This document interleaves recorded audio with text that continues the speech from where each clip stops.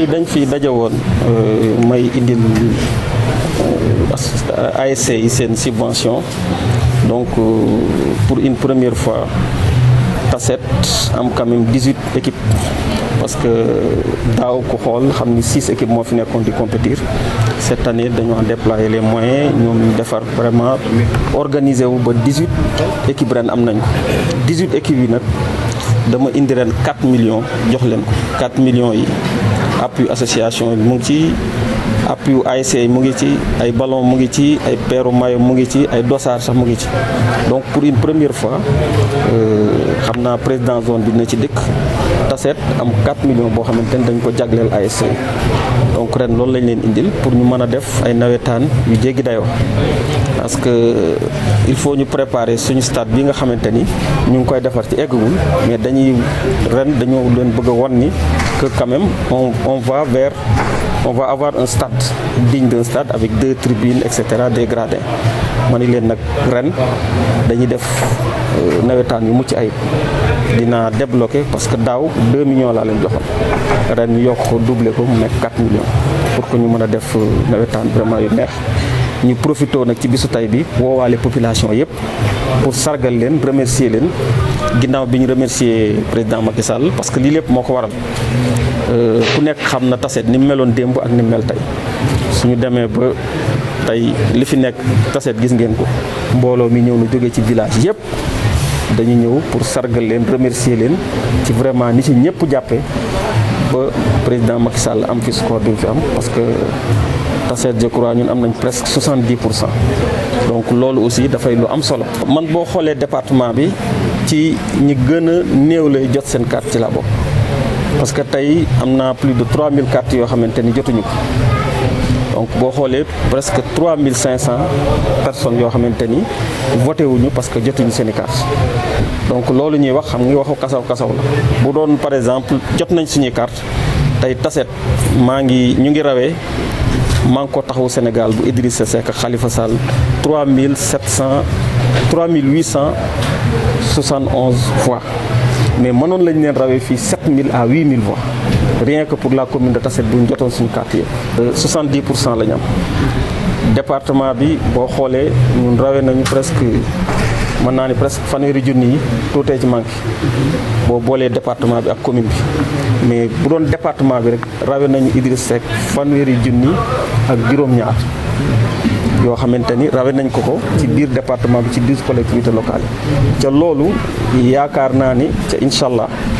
boo xoolee li am Tassette c'est vrai que communes yu bari ñooñu ëpp luñ jot ay cartes mais bu commune yëpp jotee seen i cartes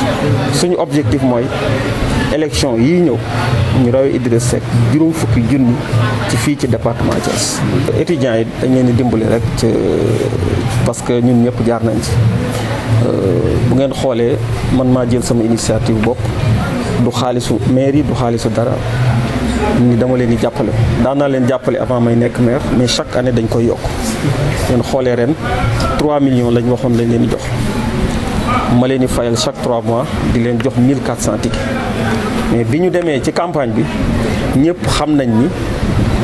ndekete ñoom dañuy jaawale association étudiant ak politique comme nag ñoom dañu jóg di def politique di yàq man fi may wax ak yow nii sa fi mu toll nii ñu ngi dëkk sama appartement ba nga ma leen fayaloon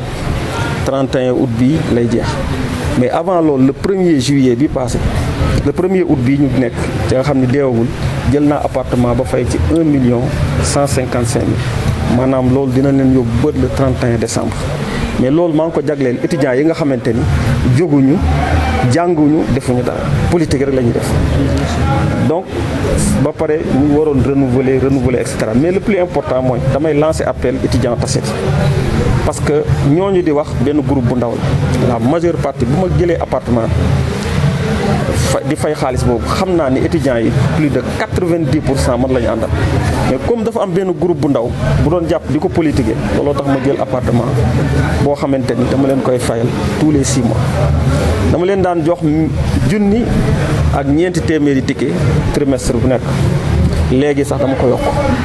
jël naa leen appartement di leen jox ñetti junniy ticket donc képp kuy étudiant boo xamante ni nekkoo ci affaire politique yooyu demal nga rejoindre appartement bi moo gën a bees moo gën a yaatu ca ticket ya moo gën a bari ca mu ngi ci taatu université donc loolu lay lancé étudiant Tassette yëpp yi nga xamante ni nekkuñ di ànd ak ñooñu may bañ a tudd di def ay politique. mais ñoom nee nañ da nga leen a bëgg a bett parce que ànd ñoo ak yow parce que déjà bu ñu waxee nga naan dañuy politique te yow yaa ngi jël benn ambulance bind sa tur Mamadou Thiaw kon da ngay politique. non xam nga fii la ma lay wax rek li ma lay wax mooy boo jiitee association waroo politique boo jiitee association waroo politique. donc boo demee bañ jox la association da nga war a nekk apolitique même booy politique sax nga nëbb ko parce que étudiants yi dañ la wóolu jiital la pour nga dem di leen defal ay kii ñoo la falan niñ la falee lañ la mën a teggee donc boo jiitoo vraiment di def yenn yi man tamit am naa def droit li ma neex parce que mairie bi subventionné wul xaalis bi mooy xaalis bi nga xamante ni maa ngi koy gagné sama poche la maa moom sama xaalis nag maa ngi koy jox étudiant Tassette yi nga xamante ni dañu jóg jàng tax leen a jóg ñooñu lay appuyer ñu jàng te ku nekk gis na ni jàng sax ça suffit pas bu jàngee pare da ngay dem nga wuti liggéey et tey Tassette ñëpp gis na ñi jàngoon ñu bëri dañ daan taxawal mën nañ ni la majeure partie wutal nañ leen liggéey ci kan lañ ko amee ci nguuru président Macky Sall donc étudiants yi da ngeen di dem ngeen jàngi ngeen am seen i diplôme ñu mën leen a jàppale xam ni président Macky Sall daf fi nekk pour jàppale la jeunesse te étudiants yi ci jeunesse bi lañ bokk ñu bàyyi politique bi bàyyi tappale. Je suis le président de la zone, je m'appelle Lamine Dieng, je suis le président de la zone 11 de Tassette. Oui, le maire, bon,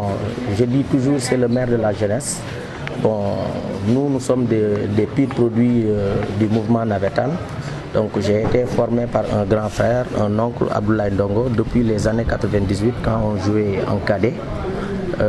Aujourd'hui, Dieu a fait que donc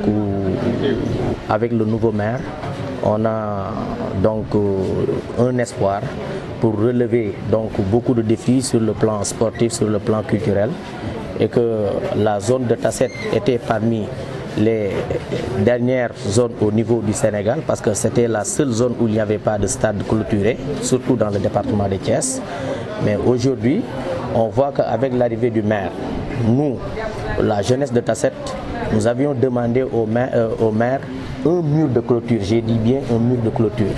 Mais avec notre maire, aujourd'hui, donc, on a eu quelque chose qui a dépassé notre espoir. Aujourd'hui, on a commencé à construire un stade donc multifonctionnel avec 2 tribunes, un terrain de basket, un restaurant et un parking, donc, et une piste également. Donc ça, je crois que ça s'est fait pour la jeunesse de Tassette. Donc c'est une grande chose. L'autre chose c'est quoi? L'autre chose c'est que nous avions toujours des problèmes d'argent et que depuis qu'il est là, donc il a toujours soutenu la jeunesse. Parfois je suis très loin,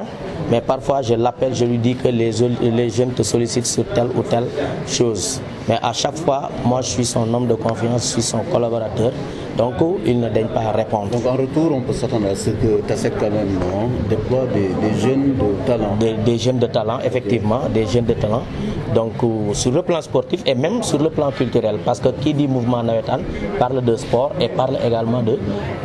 la culture. Navétane sans violence. Voilà, Navétane sans violence. Parce que tout le monde sait ce qui s'est passé il y a un mois, donc, ou bien pas moins de un mois, au stade de Demba Diop entre les deux équipes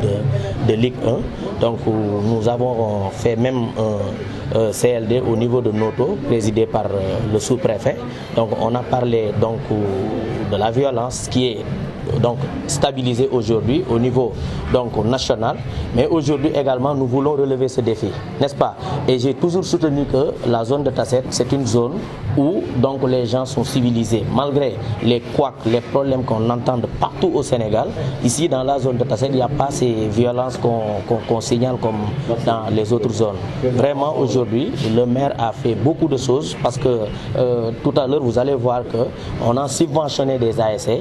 Donc des ASC vont recevoir des subventions bon, pour 4 millions environ 4 millions. en retour lan ngeen fas yéene digal lu ngeen di dig monsieur le maire. waaye ndimbal bi ñuy jox moom naturellement ndimbal bu ñu soxla woon parce que zone Tassette dafa nekk zone boo xam ne dañu yàgg souffrir surtout jeunes yi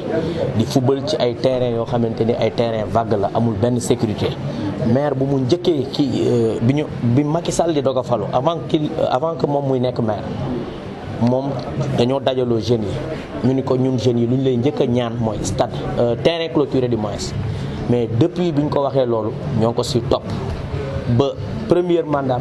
ci la ñu wax ni dinaa leen clôturer seen terrain boobu maître Omar Youm mu ngi fi te loolu tey yaakaar naa ni ku nekk Tassette yaa ngi ciy teg sa bët parce que ku doon wax terrain clôturé tey ñu lay wax stade multifonctionnel aujourd'hui kon yaakaar naa ne mën nañu kontaan ci loolu te xam ni xel mën na dal ci côté subvention bi aussi à chaque fois dañ daan am des problèmes financiers donc dañ doon wàcc gauche droite te affaire jeunesse la moo tax chaque fois man mi nga xamante ni collaborateur direct la am avant que may nekk sax président parce que man juste li ma leen ko waxee produit navétane la à chaque fois dama daan wax képp koo xam mën na cee jàpp rek pour mu jàppale ñu yëkkati ci poos boppam sax di ñu may ki nga xamante day yëkkati ci poos boppam di ñu may nag su demee ba nga xamante ni xëy na xaritam mu ngi fi xëy na nitam mu ngi fi ku mu wóolu mu ngi fi yaakaar naa ni du am benn problème ci côté boobu yaakaar naa daal subvention yi fii mu toll nii mosu fa egg wax dëgg fa yàlla waaw et puis voilà bëgg nañu def navétane yu mucc ayib parce que battre nañu record bi parce que pas plus tard que l'année dernière on avait eu 5 ASC la ñu am 6 du moins 6 waaw ren def nañu affaire yi ba fukki ak juróom-ñett te lu may ñaan rek mooy fi mu teg tànkam bu mu ko teggee tax dañu ko bëgg a dépasser parce que commune bi yaatu na trop 51 villages la violence moom man keroog li ma waxoon sous préfet laay waxaat man bëgguma koy ànd ak violence parce que dëkk bi yëpp mën nañ ma seedal man du ma nit ku violent te képp koo xamante ni yaa ngi yëngu ci violence dinañ dem fa nga xamante ni foofu la ñuy régler mbir yi man moom du ma cautionner violence ànduma ci nga ànd ak man nga bañ a ànd ak man lu ma doon profité mooy aussi lii affaire u navétane la am na ay texte am na ay règlement te navétane ku ko xam ni dafa nekk structure boo xamante ni c'est une structure formelle nekkuñ ci informel am na des statuts juridiques dama bëgg ASC yi malgré que c'était jeune ASC ñu dem wuti statut juridique yi di conformer wu ci règlement yi ñuy wax voilà ñu am nañu président boo xamante ni moo leen di former Demba Diop mais damay appeler ASC yëpp ñu dem gëstu ji kayit yi parce que problème mu navétane kenn du ko régler ci politique dañ koy régler ci statut juridique yi voilà merci beaucoup